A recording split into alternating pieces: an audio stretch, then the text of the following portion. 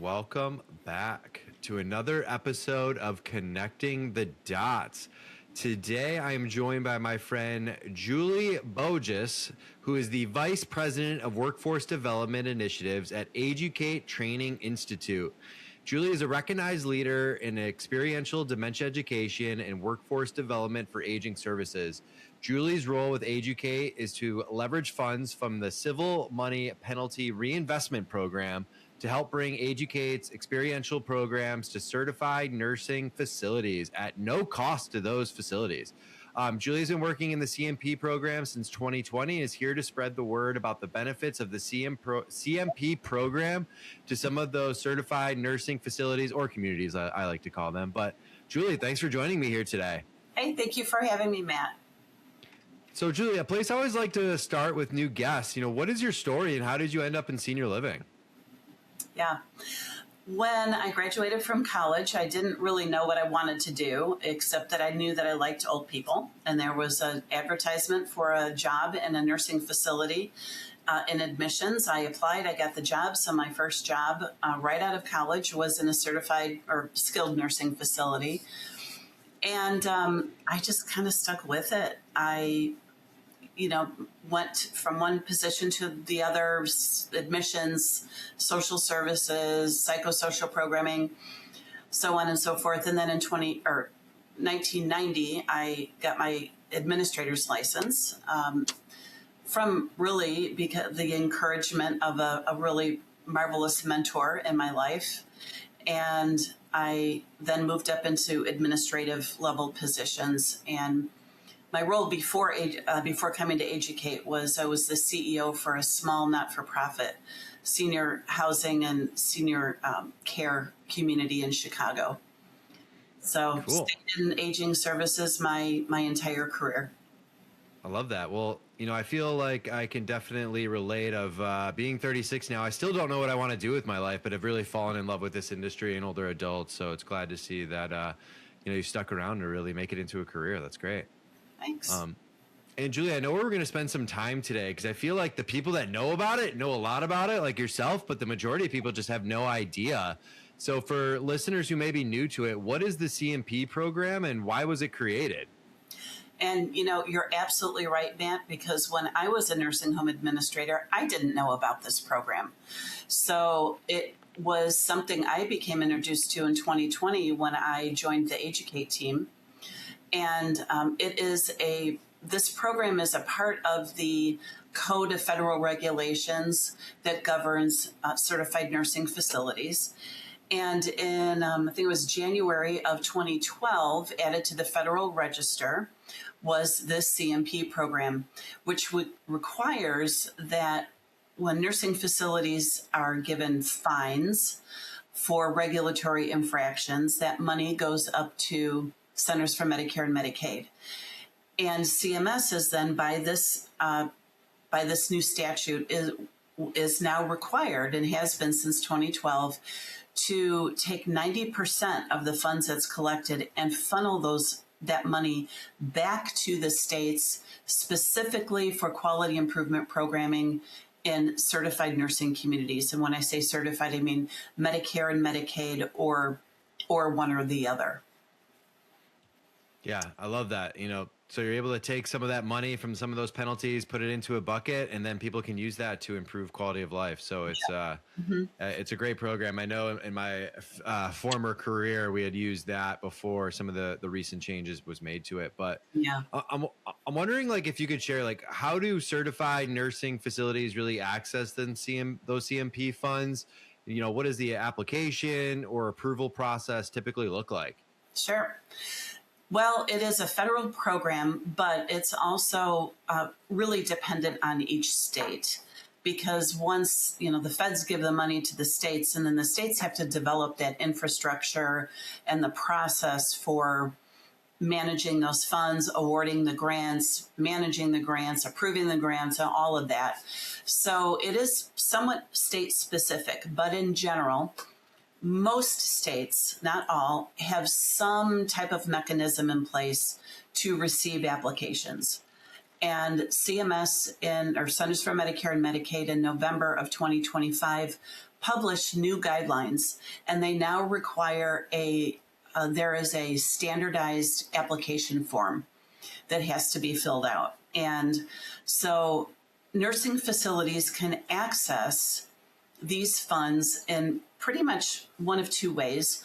One would be to work with a vendor like Age-U-Cate Training Institute and say, hey, we want your program. And there's 10 of our other sister communities in the state that also want that program. Can you write the grant on our behalf? And so Age-U-Cate becomes the grantee. Hopefully the project is approved, and then Age-U-Cate delivers the product, the program, into the nursing communities. Or the nursing community can just apply in their own. They can send in an application for whatever program, and then they would name the vendor that they are going to be partnering with to deliver whatever it is, the program. So it's either being a part of kind of what we call a cohort of nursing communities, or it can just be, a one-off situation. And some states have open application windows, which means you can apply anytime. Other states define the time period that they're willing to and that they're open for applications. So it's important to know in your state what that looks like. And people like me who do this work kind of keep up with that information. We know which states are open now and, which ones are not. And some states put their program on hiatus for some reasons. And, you just kind of have to know what's going on in your state with the program. Yeah, I can recall reviewing many Excel spreadsheets of every state and when those windows were open and the status of that. So, and it's good to hear they're doing some sort of standardization across the board. I know you mentioned that one thing that they released in November 25, which is great because I think, having some formality across the board is helpful because, every state was a little bit different in how they approached it, for better or for worse. So, and I'm wondering from your take, like what kinds of initiatives, services, or improvements can CMP funds actually cover? Yeah. Well, I thought I would start with what CMP doesn't cover, and then I'll tell you a little bit about what it does cover. It will not cover things like capital improvements, like a new roof or updated elevators or things like that. It won't cover supplies like beds and that kind of thing. It will not cover staff salaries. So, communities, unfortunately, are not able to take a part of their salaries, take parts of the salary that's required to implement a program as a part of the grant. That's just kind of considered, CMS believes that staff are already being paid, and so this is just a part of what they do. Let's see, what else does it not cover? I said capital. There's limited coverage for technology. They will not cover projects that include a lot of complicated technology, rewiring and Wi-Fi access and those kinds of things. What else? I think those are pretty much the kind of the things that they don't want to see applications for.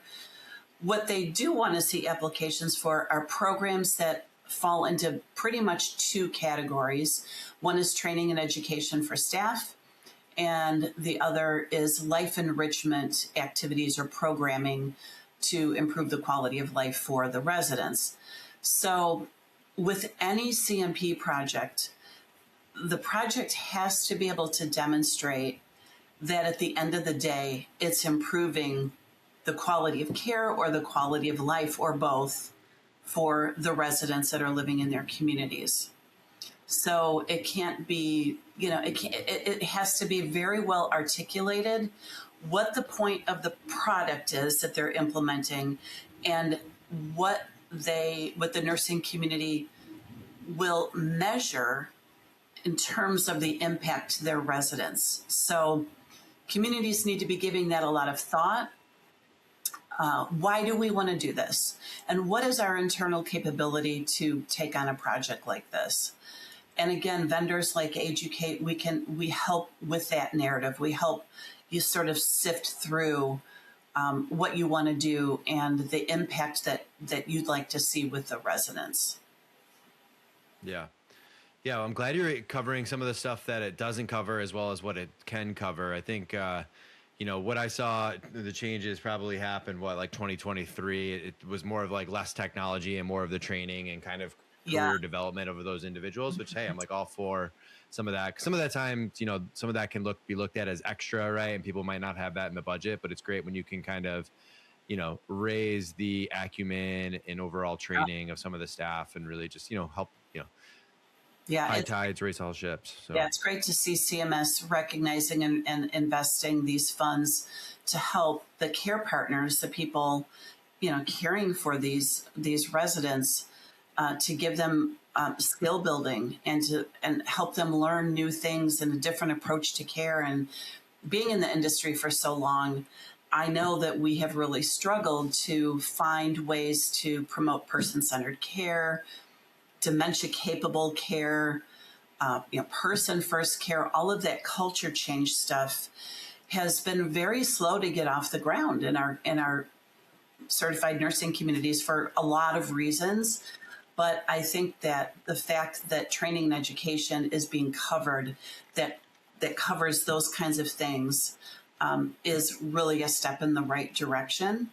And having said that, the program will also cover training and education for clinical things like fall prevention and psychotropic medication management, wound care, those kinds of things as well. So, you've got the clinical piece, and then you have more of the kind of quality of life, side of things, which is where Age-U-Cate, that's where our program is in the quality of life. We are not the clinical trainers. We work on the other end. Yeah, no, it makes a lot of sense. And I'm wondering, because obviously, I'd imagine this money doesn't come with any, just free reign on it. I'm wondering, what is required of those certified nursing facilities once they receive funding, both operationally and from like a compliance or accountability standpoint? Yeah. Good question. Well, that will largely be dictated by the project that they're implementing. And again, working with a vendor, they're going to help the certified nursing community really lay out what that implementation looks like over the course of the year. So whatever that schedule looks like, that's really what the community they're committing to. They're committing to taking on this project for a year. And some projects can go longer than a year. Some CMS will approve projects up to 3 years, but for sake of this conversation, we'll just kind of limit it to the 1 year. And so, the state is going to want to see that the community is executing. If they say in the application, we're going to pick 3 people to become a dementia life coach, then that hopefully is what ends up happening. They pick their people, the coaches get trained, they roll out training to their staff. And so the state is, and again, it'll be different now state to state, but some states require monthly update reports, and most of the time they're pretty brief, like, what did you do this month? And then usually it'll be a more consolidated overview on a quarterly basis. So again, that'll be dictated by the state in terms of what they require. CMS, as a part of the updated guidelines in November of 2025, CMS only is requiring a report at the very end of the project. So that has kind of loosened up a lot of the paperwork end of things with the projects, is just that one-time concluding, report. So it involves, the dedication of staff time. It involves the leaders allowing the people who are named as the leadership of this particular project the time to implement it, the time to measure the impact to the organization, and the time to also to integrate and make sure that the program is sustainable in the organization. And it's not just a one and done, okay, great, we did this program for a year and now we're done.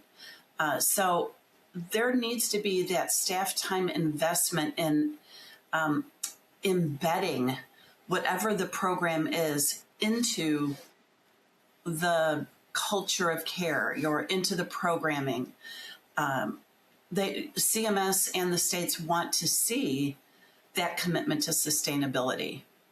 So that takes time as well. We know that any kind of change, it takes a while. It's not going to happen overnight. So I would say, just to conclude my very long answer to your question, is what is required is implementation, commitment to the staff time that's required, reporting, also invoicing is going to be a part of it as well.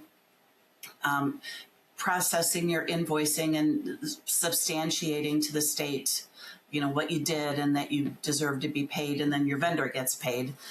And right there, all of that's a pretty heavy lift for nursing communities, to be honest. If you have a good vendor behind you that is supporting your implementation, it certainly helps to have that in your back pocket.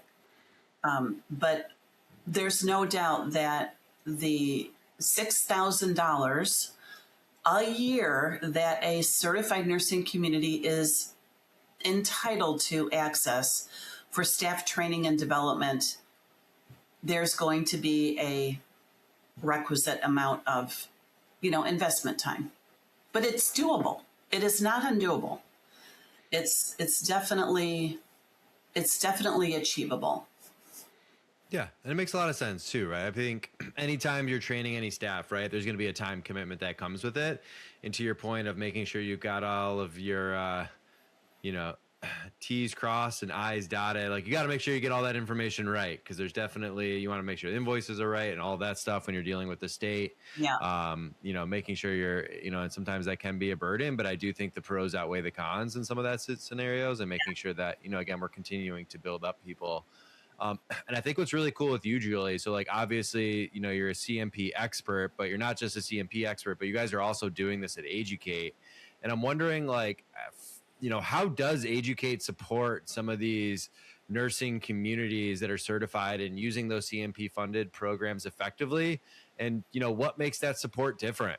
Mm-hmm. Yeah. So we have structured our CMP projects, and we have 2 of our programs have been active in the CMP space since about 2018-ish. And we have incorporated into the year-long project what we call guided implementation. And so what that includes is a monthly check-in, live virtual check-in with the leadership of the organization to see how things are going. We provide resource guides that helps them, with a step-by-step implementation of the project. We are available virtually throughout the year. If we need to jump on and do some training updates or do some coaching with the coaches, with the facility coaches, if we need to brainstorm through obstacles and challenges and difficulties, that's what we do. We are also there to remind the community, hey, this month you're supposed to be doing X, Y, Z. Please reach out if you're having, challenges with getting that done. We also support the organization in terms of reporting. So if they're providing that report to the state and they need our assistance to sort of put it together in a way that, makes sense, we help with the reporting. We help support that. And then we also are giving coaches other access to other things, like they get a whole portal of training resources that they tap into after they become a program coach that gives them PowerPoints and the slide decks and videos and empowerment tools and just all kinds of really great juicy staff training content that they can use to supplement their training and enhance Dementia Live or enhance Compassionate Touch. So we don't want the certified nursing communities to have to create anything. We give them everything that they need to implement the program. They don't have to create forms and sign-in sheets and knowledge checks and all of those things. They get all of that with the first year grant. So we are behind the scenes. I always say we're an extension of the training team and leverage us and our expertise to be able to help you be successful. Because we believe, as I'm sure all the vendors out there who are working in this space, is that the success of the certified nursing community with implementing the program is our success. We are very much a partner with our program partners. Yeah, and from what I know about Age-U-Cate, I would definitely emphasize that as well. I mean, you guys are good humans, doing right by people, and love to see that. And then my last question here for you, Julie, like we talk about implementing it, getting the CMP grants, but let's talk about some of the outcomes. Like, what have you seen some of your CMP communities experience after engaging with Age-U-Cate? There any examples or success stories that stand out? Yeah, sure. Let's see.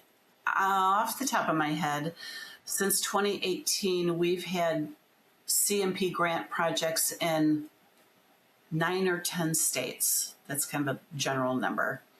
Currently, we've got 4 projects in play right now.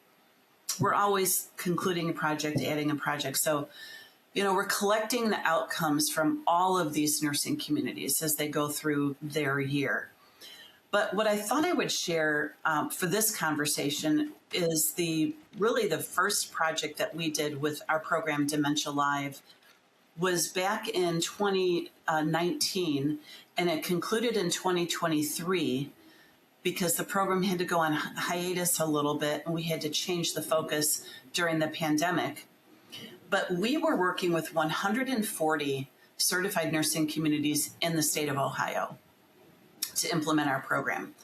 And the outcomes that we set for Dementia Live is that, in terms of the impact to the residents, is we believe that improved approaches to care, improved communication techniques, enhanced family engagement, better family relationships with the care partners, and just a deeper sense of empathy and understanding of what it's like to live with cognitive impairment helps the care partners approach resident care with a different mindset. I'm not here to just complete a task. I have to understand how my interactions are going to either make or break this interaction with my resident. So we believe that when staff go through Dementia Live, that the staff should experience reductions or observed reductions in verbal expressions of stress or behavioral stress reactions, physical stress reactions, rejection of care, and the last one is generalized anxiety or generalized behaviors like wandering, pacing, banging the hand on the table, chronically trying to rock and get out of the wheelchair and things like that. And so for our project in Ohio, when we accumulated all of the results, we had 1,035 quarterly reports that were sent in across all of those 140 nursing communities. And we hit all of the targets. So we are looking to see a 10% reduction. So we ask in the survey, how many residents in your community are living with dementia this quarter? Let's say it's 10. In this quarter, did you see a reduction in verbal stress reactions of those 10 residents? Physical, rejection of care. And we're only shooting for a 10% reduction because we know that those stress reactions come from a lot of different reasons and not just how staff approach. So we're looking for 10% reduction. The reports came back that with the physical behavioral stress reactions, we received 20% of the reports came in that they saw reduction in their residents, 17% in the verbal, and the other behavioral symptoms was 14%. And the area that we consistently, and it makes a lot of sense, see a larger reduction is in that rejection of care. And that one came in at the highest at 23% reduction in rejection of care. So just think about that for a second. If you have let's say a nursing assistant is assigned to, or nurse, to those 10 residents, and out of those 10, if all 10 of them are experiencing a stress reaction, with improved approaches, almost 3 out of those 10 residents, that CNA is having a better experience, better interaction with the resident. So it's better for the staff and it's better for the resident too. So those are the kinds of results that we collect from the communities and that we consistently see across the landscape of certified communities across many states, that when they invest in the program and when they truly implement it, they see improvements. The final thing I want to share with that is that we also ask them how the staff feel. And there's 4 questions. One of them is the staff feel that they understand the source of behavioral stress reactions better. They understand how to respond to them. The communication has improved between the resident and the care partner. And the last question is that their relationship, they have a stronger caregiving relationship. On average, 80% of the people that respond to that question say, yes, our staff are better equipped for stress reactions. They better understand what stress reactions, how they emanate, how they happen. All 4 of those questions, we are always getting a very high rate of, positive. Yeah, our staff feel better about this. They have a better understanding. And we know that when staff feel empowered, when they feel equipped and prepared and supported, they do a better job. And it's a skill that they can continue to hone and improve, year after year of this work. So we've seen good outcomes. That's why Dementia Live continues to get approved again and again in various states, because we can show the impact to the residents and to the staff. I love it. Well, Julie, thanks for dropping some knowledge on us here. This might be the most sought after CMP 101 information out there. So thank you for teaching us and spending some time here today. I appreciate you, my friend. Thanks for having me. I appreciate you helping to get the word out, because I will tell you all, there is over $500 million right now sitting across the states in CMP funds, just waiting for certified nursing communities to grab their small share of it. So, it's out there, and we should be leveraging as many of those funds as we can to make life better for residents and for the staff. So I'm here to help.